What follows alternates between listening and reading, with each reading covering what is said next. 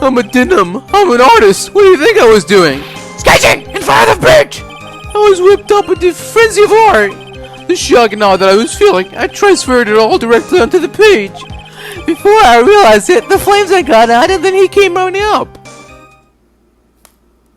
I suppose artists can be strange folk. That's right. I wanted to sacrifice everything in order to draw the perfect sketch. Including the truth from the sound of it. Mr. Edgeworth, has this removed the last of your doubts? Not at all, Your Honor. One very large doubt still remains. And what would that be? This is a surprisingly believable story, especially considering the source. So why did he think he needed to hide it from us until now? I intended to drag the reason out of him. You'll regret this, Edgy.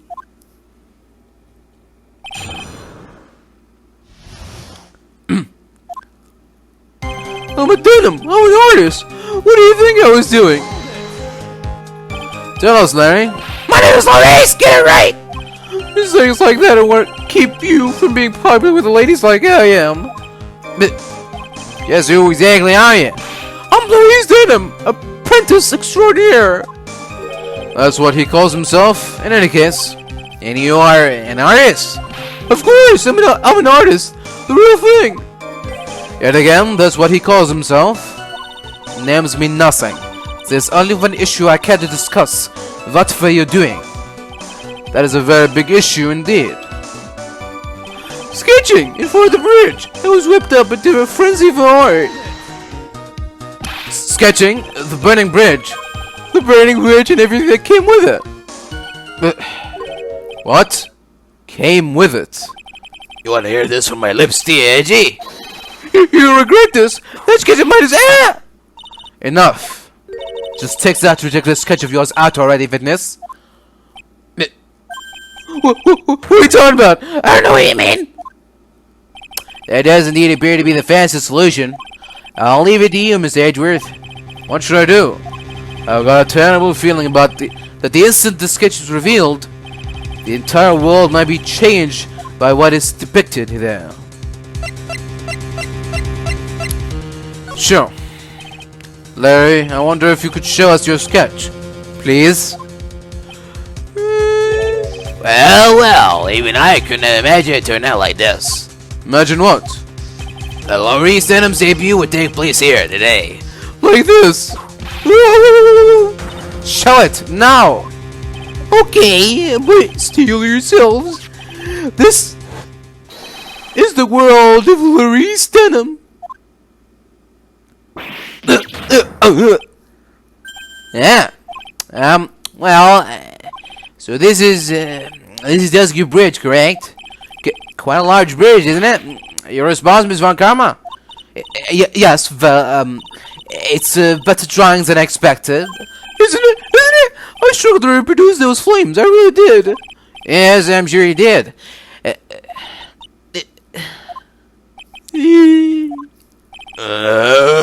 This is going to get ugly. No one has the courage to bring it up, it seems.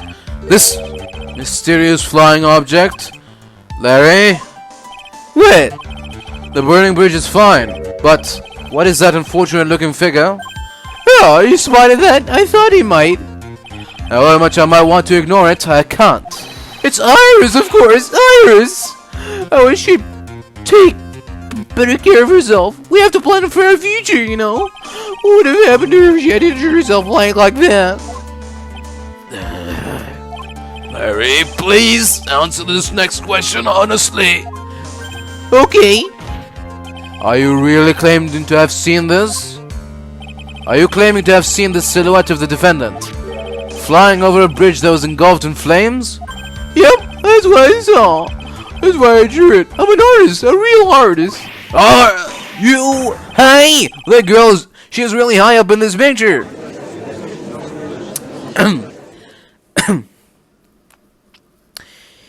Well, what was that for? This is all about Dream. I was hitting you on the cheek to test that theory. Please whip your own cheek from now on if you wish to test your wild theories. Anyway, no court of law will ever acknowledge that people can fly? Actually, there's some precedent for this. She was flying pretty high, my sweet Iris. She was about 30 feet above the bridge, at least. It was really something to see. This has to be some kind of mistake. Mr. Edgeworth, please bring the witness back down to earth. What? Me? This witness is your friend, is he not? Accessory to foolishness, mais às vezes. Let us get back to the cross-examination. By force is necessary. Mr. Edgeworth, I expect you to expose the obvious contradiction here. Yes, Your Honor. Looks like I've got another reason to remember this moron. Well, what do you think of my debut piece? Get that thing away from me. Now, hurry up and cross-examine him.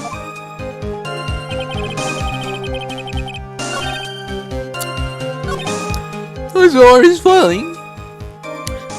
I saw her is flying. Her white hood fluttering. Just where did you see the sight from? Hey, no need to shout. When I was lying in bed in that rundown shack, the crack of the lightning bolt made me realize that bridge was burning. I just watched it for a while from there, thinking how nicely it was burning. And after about 5 minutes, I saw it. It's the defendant flying. That's right. That's when I decided to go to that bridge. I see. That all makes sense. Aside from the sketch itself. Yes, the sketch doesn't make any sense. I just need to convince the artist that his own work is ludicrous. The shock and awe that I was feeling, I transferred it all directly onto the page. You transferred everything directly onto the page, and that is the sketch here. Yep, sensational, isn't it? Or should that be scandalous?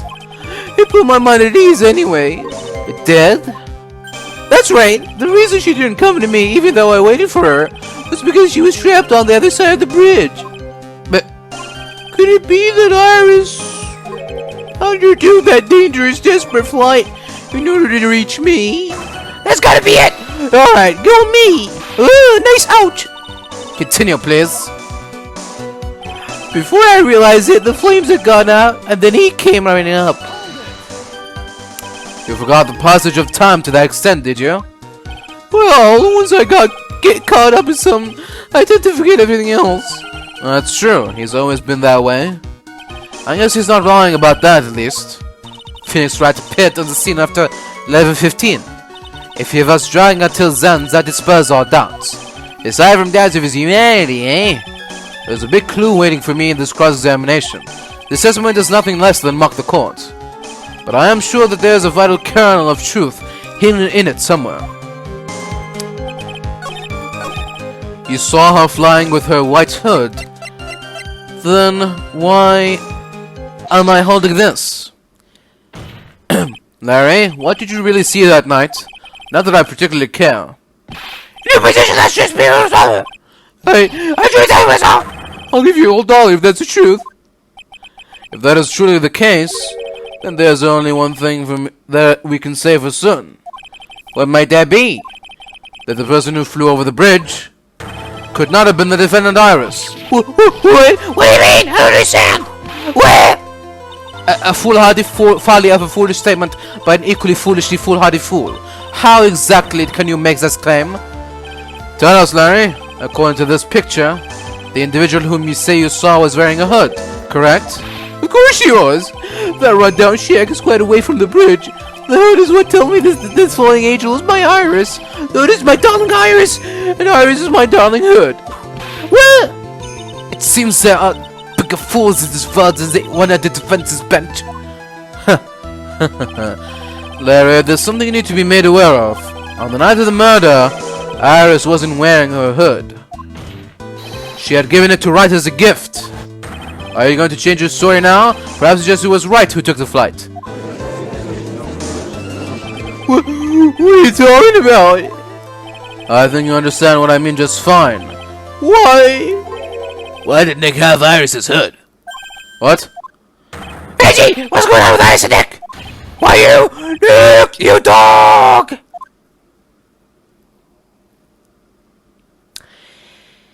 I do believe that this unbelievable mysterious sketch is destined to disappear, discredited, and discarded straight into the garbage.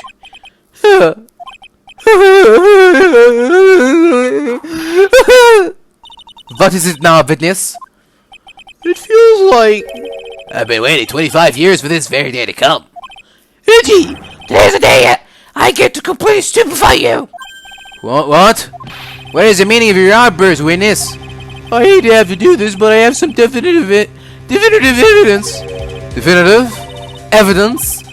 Iris did indeed come flying over the burning bridge. And I raised him! Shall prove it. I didn't expect to ask this again, but we shall be needing your testimony once again. Tell us anything you know concerning the defendant as suspected in the sketch, and show us your evidence that this nightmare was actually a reality. Okay, I hope you're ready, Edgy. Cause I'm gonna feed you a whopping serving of pain! You've been serving us a whopping service of pain this whole time, trust me.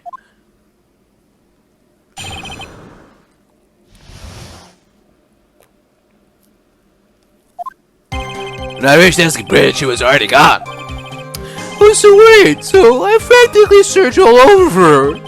That led to me finding a beautiful crystal sphere, half buried in the snow. I'm sure that Iris was simply wearing a spare hood. After all, no one else could have lost a crystal sphere that night. Crystal sphere? This one! Pretty, isn't it? But finders keepers. That sphere, where did you find it? Let me see, around here somewhere. It looks about right. And it was half buried in the snow. It pretty much stopped snowing by then. But there was still some falling as I walked to the bridge. The guard exhibited his crystal sphere. That's mine, okay? I want it back afterward. There's something on it. Oh my, it's blood. What? Blood. You ready, Edgy? Why do you be calling me Mr. Larry? Master Larry! Yeah, I like the sound of that. No one's gonna push me around anymore. Didn't you want to be called Laurice Deauxnim only a few minutes ago?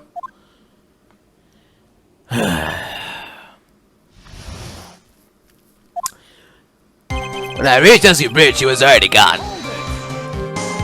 So you went to the burning bridge? That's right, to meet Iris. She actually flew to get to me. Least I could do was meet her halfway. But the defendant was not at the bridge when he got there, you say? I guess she went back to ask her temple. He's a girl after all. She must have wanted to look her best. It must be lovely to live in the fantasy land of Larry's mind.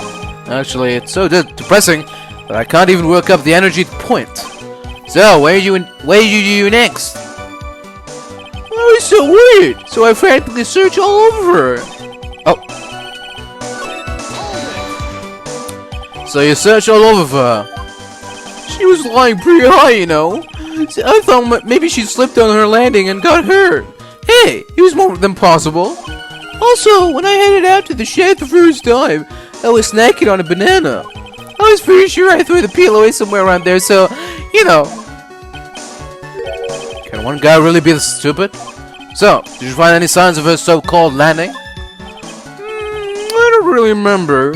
I kept on falling over myself and kind of lost it for a while there. You fell over yourself? Yeah, the snow was deep and there was even a banana peel out there.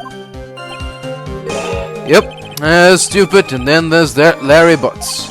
The short of it is that you didn't find any signs of her landing, correct? And what happened next? That led me to finding a beautiful crystal sphere, half buried in the snow. Half buried? It was sitting in the snow with a little gathered on top of it. It was very hard to spot, actually. I mean, it was dark out, too. I'm impressed. You did well to find it. No matter what you may think when you look at me, I'm a pro. A genius security guard. I used a pen light I borrowed from my company to help in my search. And it sparkled weird brightly as it was saying, "Here I am" to me. It does indeed look very much like the crystal sphere on Iris's hood. But need I remind you that she was not wearing her hood that night? I'm sure that Iris was simply wearing a spare hood. Each nun is assigned their own hood, and they're assigned only one. I don't know anything about that, okay? And I just special. Alright, dude. Even if she did steal a spare hood, I'll forgive her. This is getting us nowhere. Our destination for the day, it seems. However, this crystal sphere was down near the bridge. That is a fact. If it didn't come from a hood, where could it come from? That is the question I am to answer. After all, no one else could have lost the crystal sphere that night. Let me confirm this one last time. Larry. The reasons you thought that this was Iris are the hood and this crystal sphere, correct? That's right. My guide is never wrong. I met that old bikini the next morning, and her crystal sphere was still there, safe and sound. Indeed. She was wearing it in this very room earlier today. This case isn't going to end without a fight. Exposing the obvious contradictions in this testimony will be easy, but I fear that all that awaits us further mysteries. No one else could have lost the crystal sphere that night? Are you sure about that? I'm afraid you're wrong, Larry.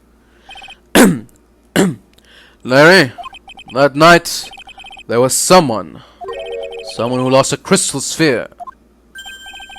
There was? Who was the stupid idiot? Miss Laurice Deauxnim, the mentor to a stupid idiot. The victim? I have a photo of her here. On the end of her staff, you can see a familiar-looking crystal sphere. Hey! That's my photograph! Give it back! Oh! A crystal sphere like that is quite easy to find. I have one just like it on my brooch. They look like nothing alike. In any case, please take a look at this. This is the victim's staff found at the scene of the crime. Ah, the crystal sphere is gone. What? What?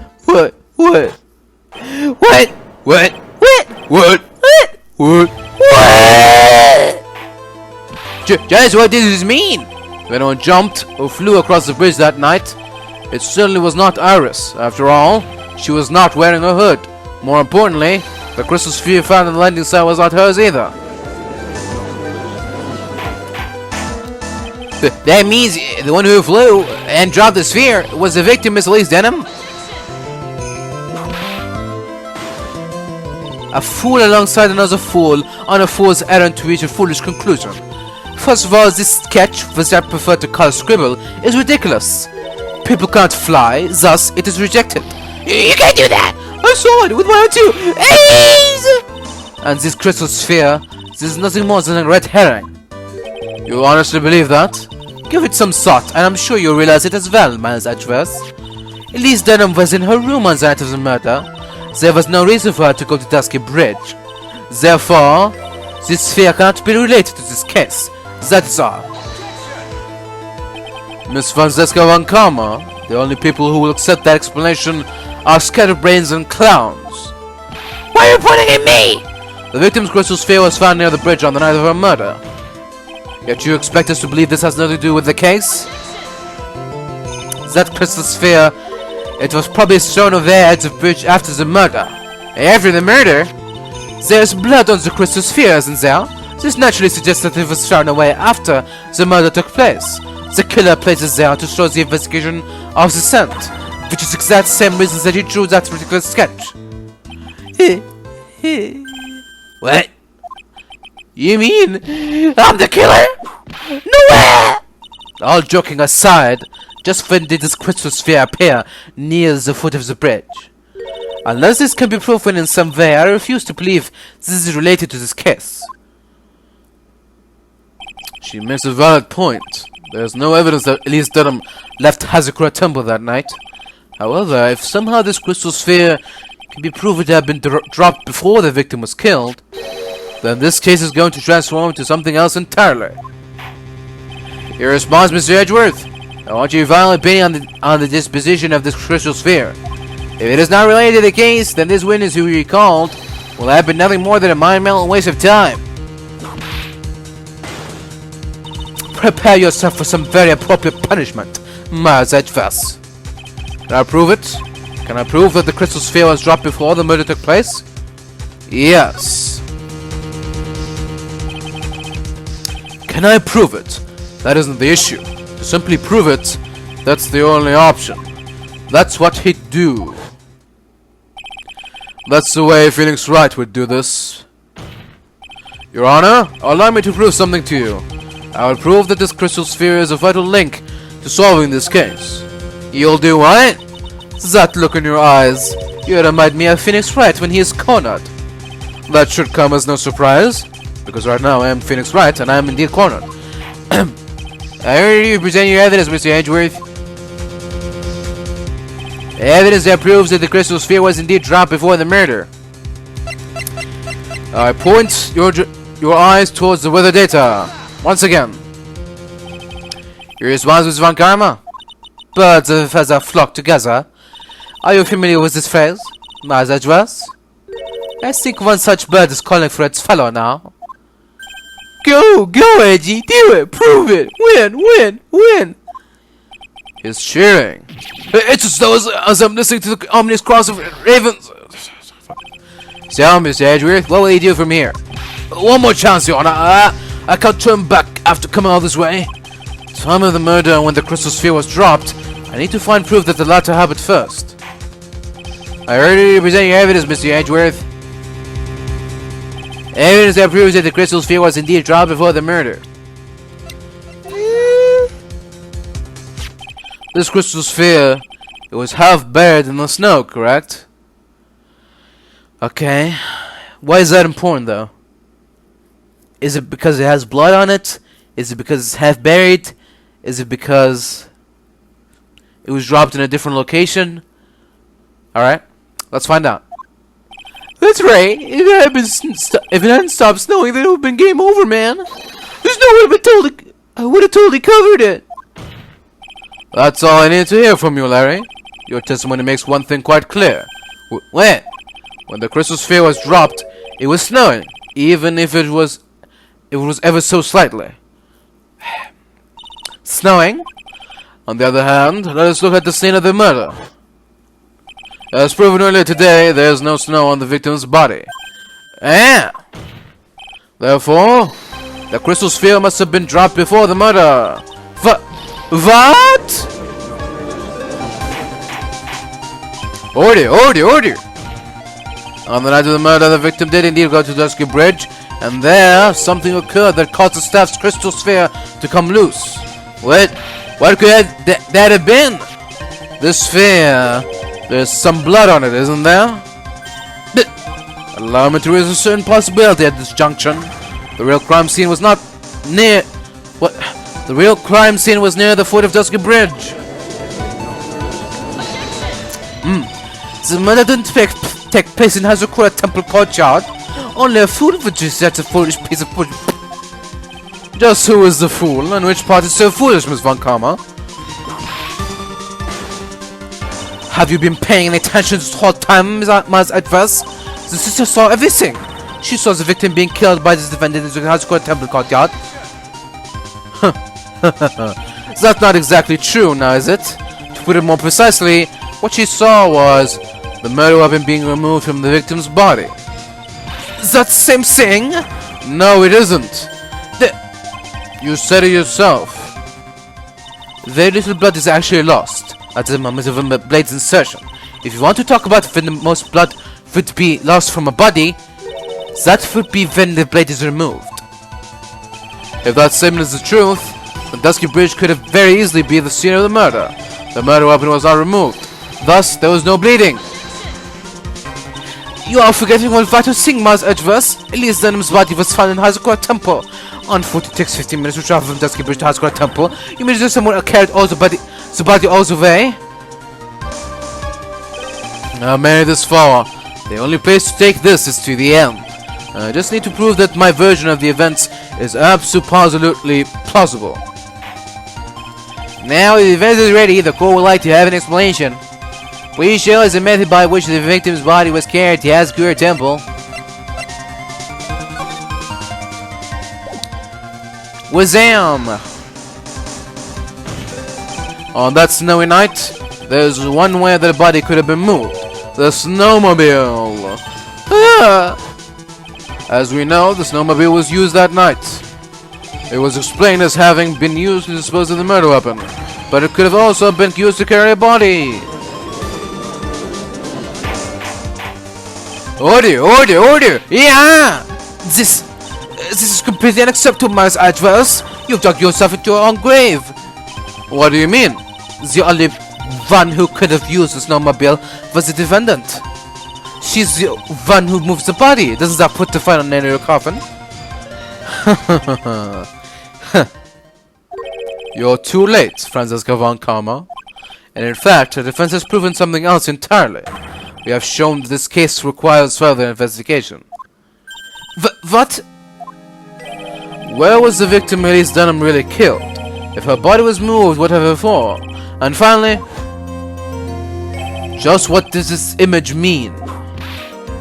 Do you even need to think about that? Such a creature could never see the truth, let alone describe it. This witness certainly sits on one of the lowest possible branches of humanity. However, he would never utter a lie that could hurt a girl with whom he is enamored. He drew this, so it is something that actually happened. The defense stands firm on this point. Edgy. Thank you. That settles it then. I cannot give a verdict under these circumstances. Grr. Right. I seem to have fulfilled my part in this. It is just as I thought. Franziska von Kammer, you make a wonderful partner. Excuse me? There was one reason, and one alone from my being here, to expose the darkness lurking in this case, and then pass it on to right. Really? That's what this is all about? You could have just told me that from the very beginning. Then I wouldn't have frenzy whipping and yell, Miss Edgeworth, I don't care what you were here to do. This was my chance to finally grant you under my heel. A shame that your chance seems to have slipped you by. What a shame! Fuzzy! This is all your fault. Such a terrible witness. You are an affront to the legal system. For ow! And my satisfaction.